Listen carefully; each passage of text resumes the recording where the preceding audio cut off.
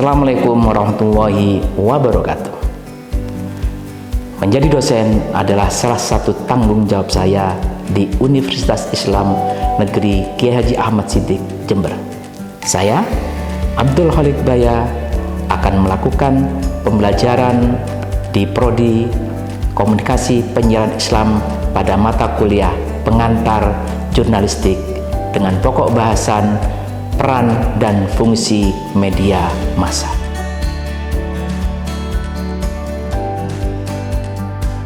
Assalamualaikum.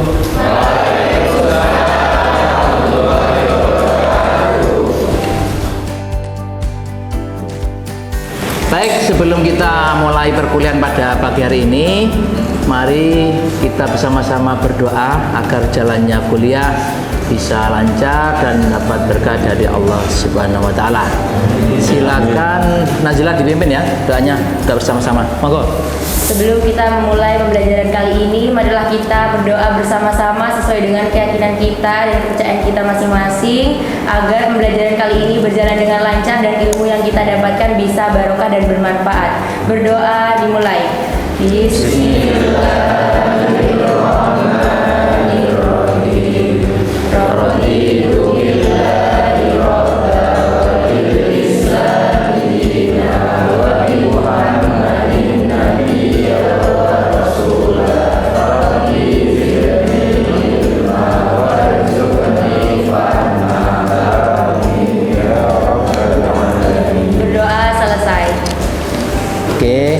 Terima kasih. Kita akan mulai ya perkuliahan kita pada pagi hari ini. Sebelumnya juga ingin saya sampaikan, ini adalah perkuliahan ketiga ya. Materinya adalah fungsi dan peran media massa. Kemudian apa yang kita harapkan dari materi ini, mahasiswa nantinya harus mampu menjabarkan peran dan fungsi utama media massa serta memiliki ketajaman menganalisis kepentingan dan intervensi pemberitaan bagi pemilik modal. Sebelumnya kita akan mereview sedikit ya tentang materi yang sudah kita pelajari kemarin. Kalau materi yang pertemuan pertama kan kita perkenalan, kontrak kuliah, sama bahas ruang lingkup pembelajaran. Lah, yang untuk materi kedua kemarin adalah sejarah sama sejarah media atau sejarah pers dan pengertian jurnalistik. Nah, sekarang sebelum saya mulai, saya ingin kembali yang pelajaran kemarin. Ada yang masih ingat pengertian jurnalistik? Pasti ingat ya? Ya. Silakan. Ya. Ada berapa sih? Ada tiga. Ya. Betul. Apa saja? Sebagai proses. Jurnalistik sebagai proses. Kemudian jurnalistik sebagai teknik dan jurnalistik sebagai ilmu.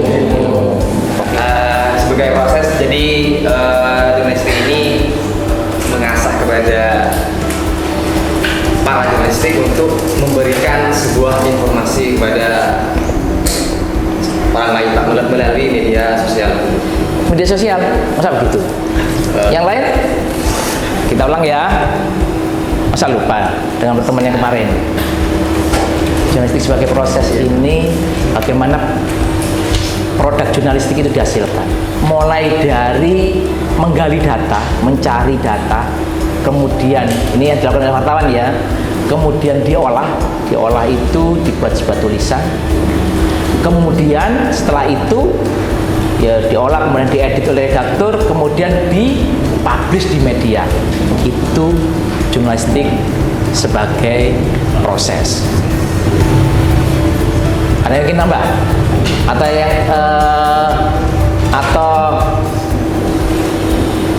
sekarang kita akan memulai materi baru tentang fungsi dan peran media. Kita akan membahas kekuatan media massa dulu. Ada yang mau? Ada. Ya. Jadi kekuatan dari media massa ini adalah menyebarluaskan informasi. Dan kemarin sudah dijelaskan oleh Bapak ada 3 macam ya.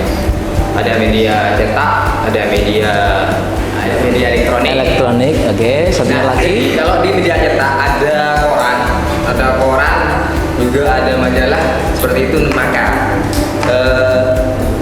ketika media massa ini sudah dipublikasikan lewat majalah, maka di sini akan banyak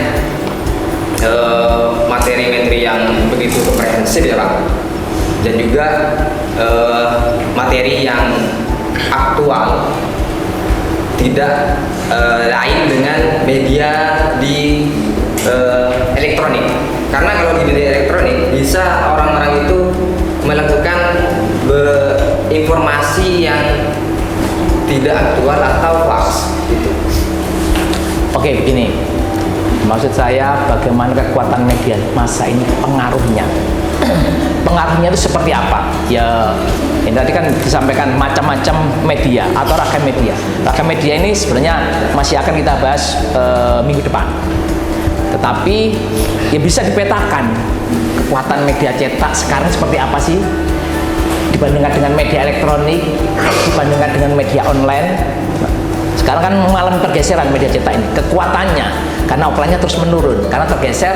Sekarang eranya era digital. Ya, ada namanya, nanti kita jelaskan juga masalah disrupsi digital, bagaimana pengaruhnya dengan media cetak. Oke, yang saya maksud di sini kekuatan media ini,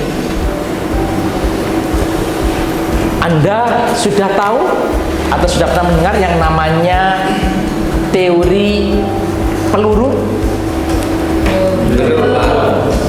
atau teori jarum suntik, namanya oleh jarum suntik, atau dikenal juga dengan hipodermik. Oke, saya ingin menggambarkan bagaimana teori ini ya nanti Anda asumsikan ini jarum suntik ini kan misalnya ya, Anda tahu jarum suntik Ya. mau disuntikkan isinya berupa cairan. Cairan ini ibaratnya adalah pesan, disuntikkan ke tubuh seseorang, maka cairan ini masuk, pesan ini masuk, dan kadang juga membawa ya dampak reaksi menjadi tubuh menjadi sehat, menjadi segar. Sama dengan peluru. Peluru ini ditembakkan, jas masuk ke tubuh seseorang, masuk, kemudian proyektilnya itu mengembang pecah, maka dia bisa menghancurkan tubuh ini. Sama dengan sebuah pesan. Pesan ini dilempar oleh atau ditulis oleh wartawan lewat media massa. Media massa itu bisa koran ya, tadi sebutkan teman Anda, bisa juga televisi, radio, itu media elektronik, bisa juga media online. Nanti ada lagi yang namanya media sosial, itu beda lagi. Kita ngomong media mainstream dulu ya. Lah, pesan kemudian yang dipublish, pesan yang dipublish ini atau berita yang dipublish ini Anda baca, mudah, Anda lebih percaya media itu daripada pesan dari teman Anda. Sehingga mindset Anda, pemikiran Anda setelah membaca koran ini akan tercekoki, akan teracuni. Nah, ini namanya kekuatan media, perannya begitu besar. Fungsi media ada 5, sebenarnya banyak. Anda bisa, ini kebetulan kita ngambil di buku atau saya padatkan menjadi 5. Nanti juga ada fungsi media menurut undang-undang pers. Ada 5 sebagai informasi, edukasi, rekreasi, koreksi, sama mediasi. Fungsi media sebagai informasi jelas memberitakan. Anda akan tahu di sana ada apa, di negara lain ada apa, di provinsi lain ada apa, tentu berita-berita yang sifatnya besar ya, berita macam-macam, ada berita positif, berita kasustis dan lain-lain. Jadi Anda akan mendapat informasi dari media massa, jelas. Yang kedua, fungsi edukasi, mendidik. Anda dengan membaca media, dengan tahu pemberitaan yang ada di televisi maupun di online, Anda akan tahu misalnya ada penemuan apa, air bisa menjadi bahan bakar. Oh, tahu.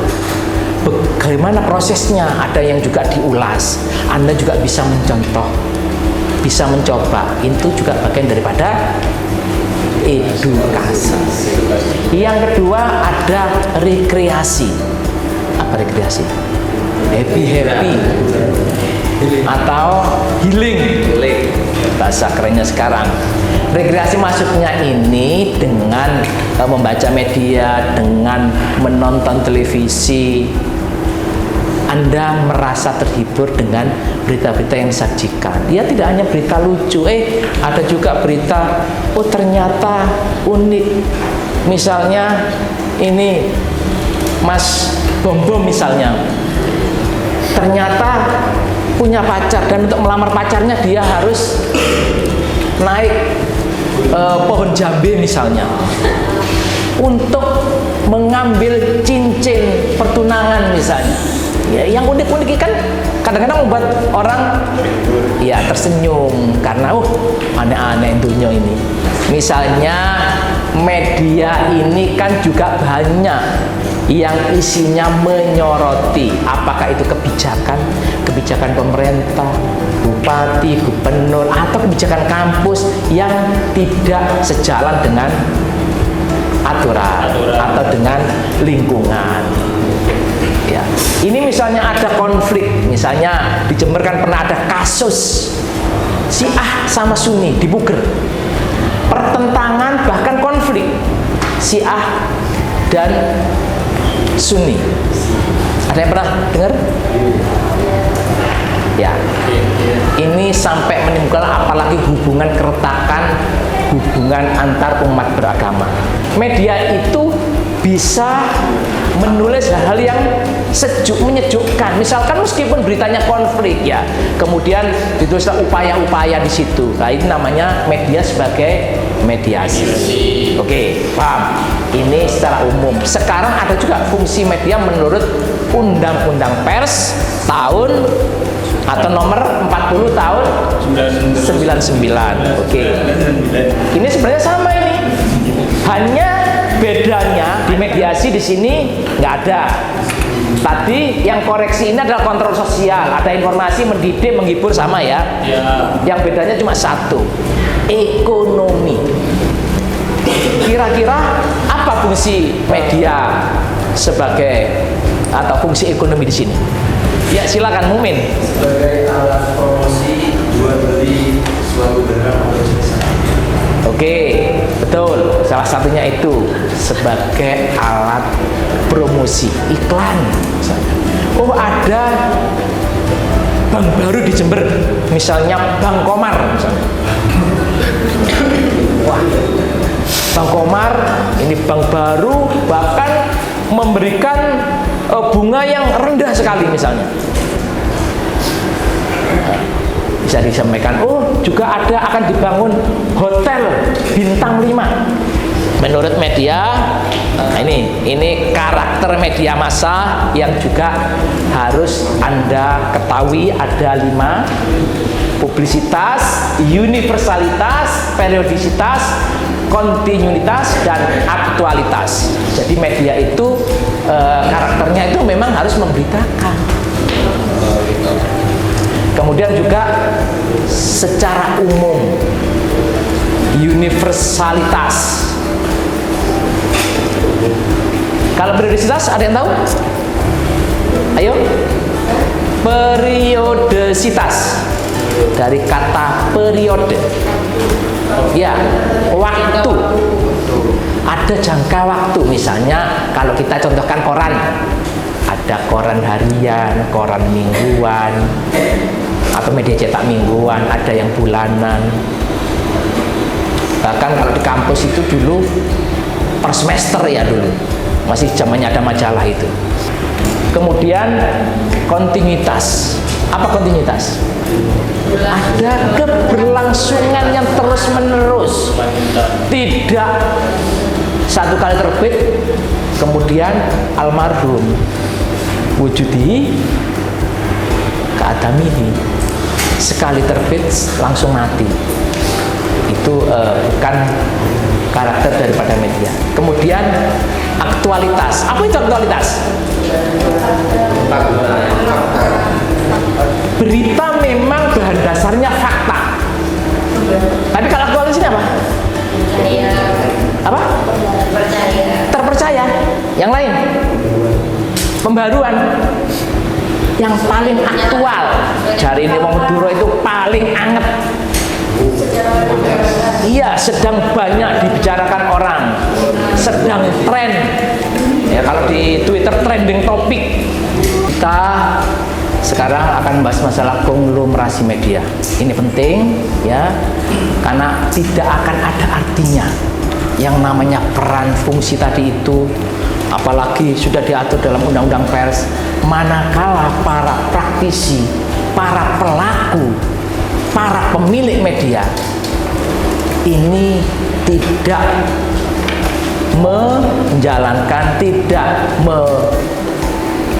memperlakukan medianya itu sebagaimana yang diharapkan oleh undang-undang. Nah, sebelum saya mulai itu, saya ingin tahu ada yang bisa menyebutkan siapa kira-kira pengusaha sekaligus politisi pemilik media besar?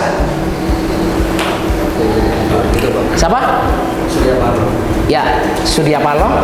Siapa lagi? Abu Rizal Bakri. Abu Rizal Bakri. Yang sekarang aktif di politik.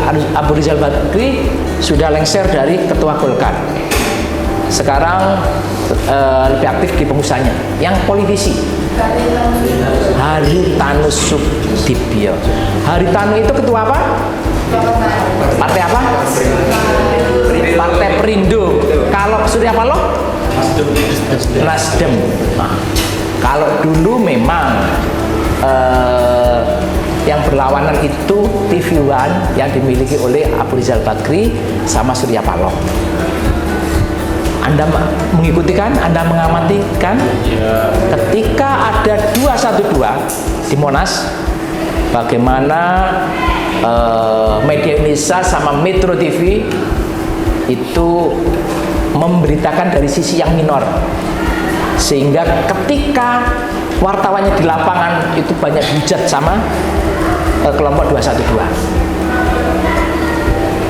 Kemudian sekarang ini Anda lebih kenal lagu Perindo kayaknya ya. Sampai anak kecil itu hafal karena sering diputar berulang-ulang.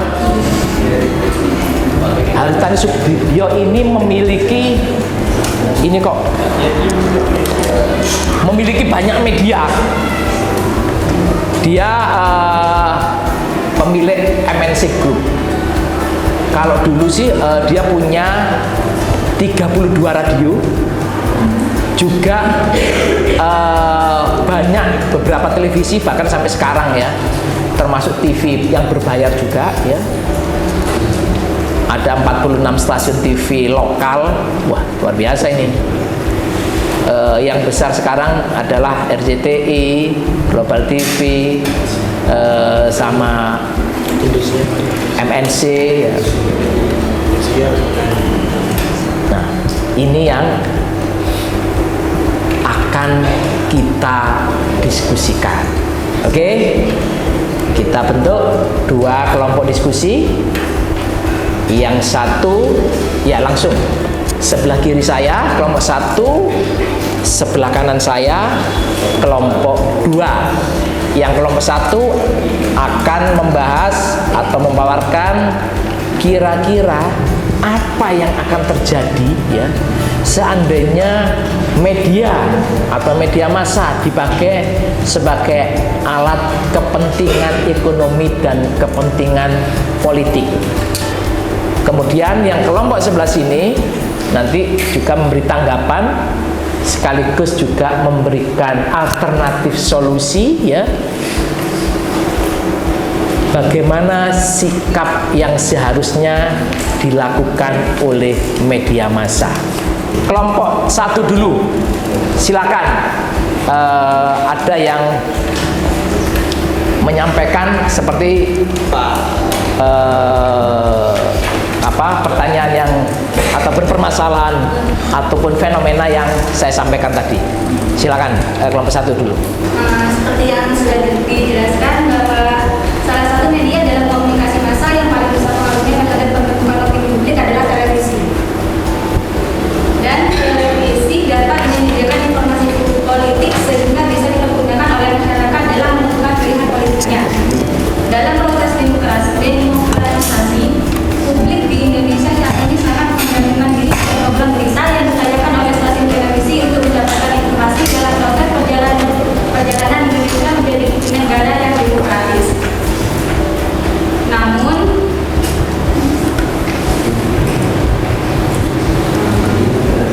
hal ini dapat dikhawatirkan mampu mengancam kebebasan pers dan pilihan dari konsumen. Akhirnya, jika pemilik selalu mengintervensi isi medianya untuk tujuan propaganda, maka akan muncul resiko media tersebut kehilangan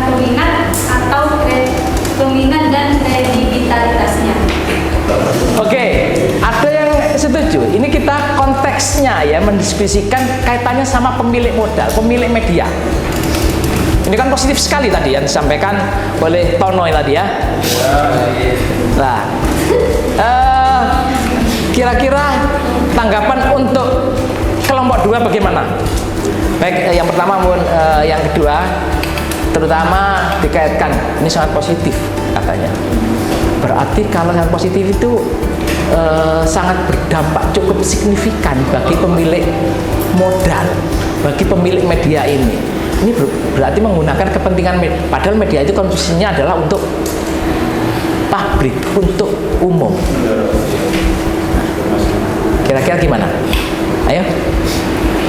Pengaruh pemberitaan media massa dalam pemberitaan gejolak politik adalah seperti pertelevisian dengan dimilikinya stasiun televisi swasta yang dimiliki para elit politik menyebabkan pemberitaan perpolitikan menjadi tidak seimbang antara stasiun televisi swasta yang satu dengan yang lainnya.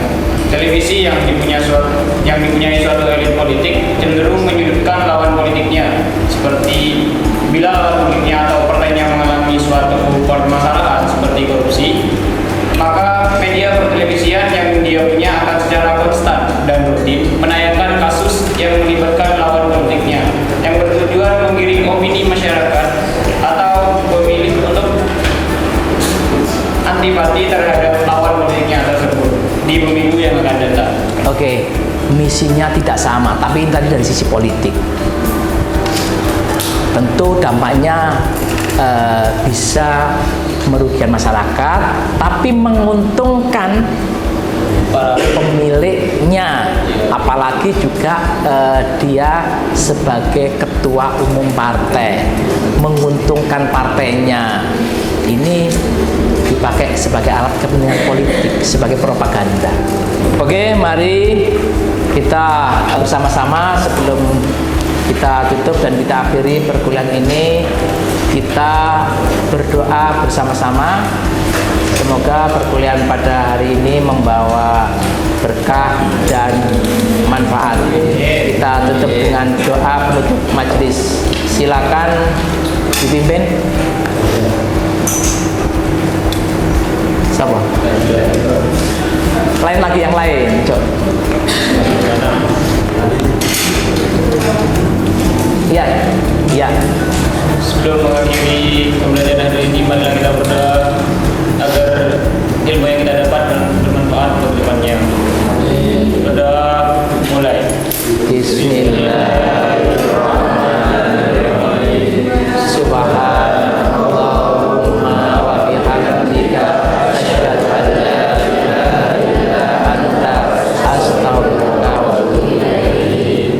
Terima kasih kepada semuanya. Mohon maaf kalau ada kata-kata yang kurang berkenan. Akhirul kalam, wabillahi taufiq wal hidayah. Wassalamualaikum warahmatullahi wabarakatuh.